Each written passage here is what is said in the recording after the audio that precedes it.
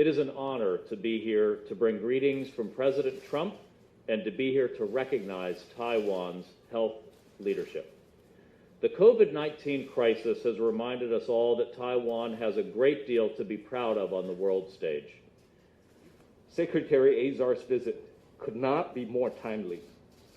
The world is still suffering from the COVID-19 pandemic, and many have to face a possible second, even third wave of outbreak. Taiwan, as opposed to some early predictions by international experts, has done fairly well in containing the pandemic. With early deployments of resources and quick responses by all related agencies, our people have been able to continue with their normal life uninterrupted by the threat of the virus. In fact, the people of Taiwan are all too familiar with dealing with threats, be it military, diplomatic, or the threat of epidemics. These are just parts of our daily adventures. Health officials in our Central Epidemic Command Center, just like the Commander-in-Chief and our military officials, are always on high alert and stand ready 24/7 to defeat the enemy, visible or invisible. The 2003 SARS taught us a hard lesson, and thanks to those invaluable experience, this time, Taiwan is able to showcase the world how an open society could deploy democracy and transparency in its combat against the virus. In contrast to an authoritarian model where the authority is too crippled to disclose fact, in the transparent Taiwan model, we simply cannot afford to lie or to conceal. We understand the COVID battle could not be fought in silos.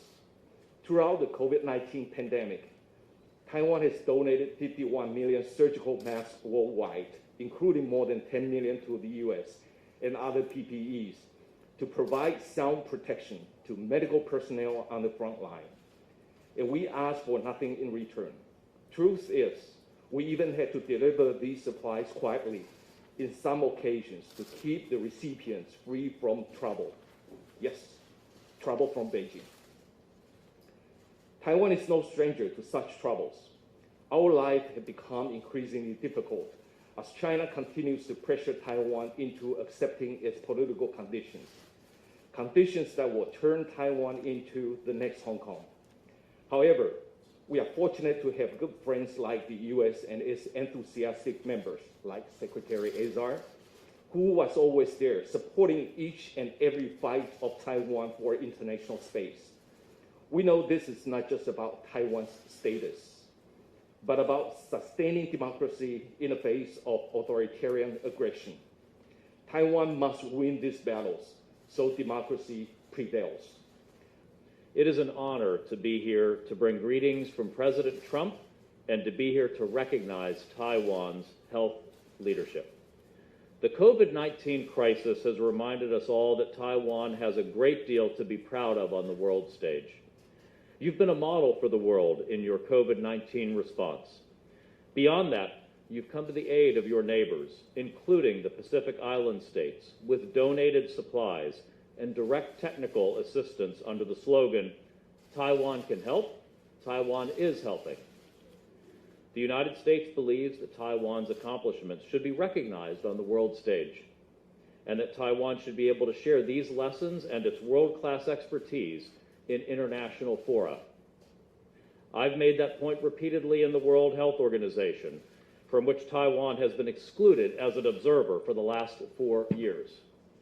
They must be venues for constructive, open dialogue and cooperation. That spirit of openness is what has guided Taiwan's response to the pandemic, and the United States is proud to recognize that achievement. We will continue advocating for the contributions Taiwan can make to the world on important issues of health.